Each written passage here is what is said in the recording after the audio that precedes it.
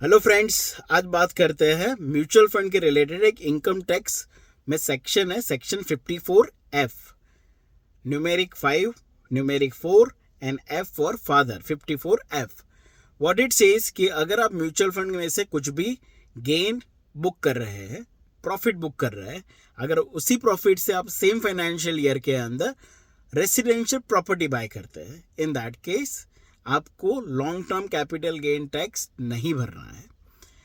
Now first sentence में समझ में तो आ गया कि ये टैक्स बचाने के लिए एक सेक्शन है, income tax book 54F section. However बहुत सारे क्वेश्चंस आएंगे उसके अराउंड कि ये इसकी लिमिट क्या है, अपर लिमिट क्या है प्रॉपर्टी परचेज की। So answer is 10 crore. अगर आपकी प्रॉपर्टी की प्राइस मोर देन 10 करोड़ नहीं है तभी जाकर आप ये रूल अप्लाई कर सकते हैं। सेकंड क्वेश्चन इज कि अगर किसी के पास एक भी प्रॉपर्टी नहीं है और फर्स्ट प्रॉपर्टी परचेज कर रहे हैं, इन that case this rule is applicable.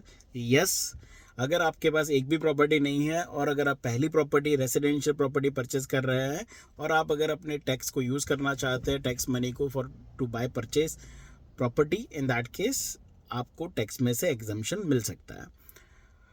Third number question कि ऑलरेडी मेरे पास एक प्रॉपर्टी है खुद के ही नाम पर और अगर मुझे एक और प्रॉपर्टी के लिए अगर ये रूल यूज़ करना है तो yes you can, because limit of 2 properties there in this section.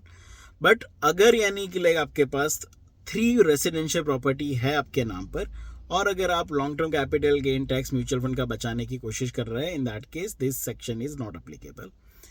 Fourth number question कि अगर मैं प्रॉपर्टी अभी तक मैंने फाइनल नहीं की है और मैं टैक्स बचाना चाहता हूँ तो क्या कर सकता हूँ।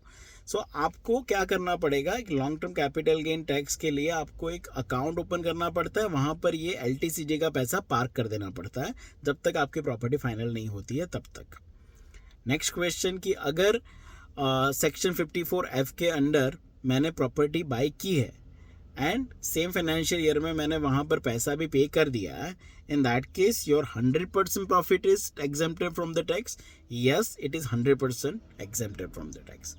नेक्स्ट क्वेश्चन, अगर there are more equity products like direct equity, किसी ने डायरेक्ट स्टॉक परचेज किए है कंपनी के और उसमें से प्रॉफिट मिल रहा है, या प्रॉपर्टी के अलावा फॉर एग्जांपल एक और प्रोडक्ट है PMS या फिर एक और प्रोडक्ट है AIF, सो वहाँ पर भी ये रूल अप्लीकेबल होता है। Answer is no.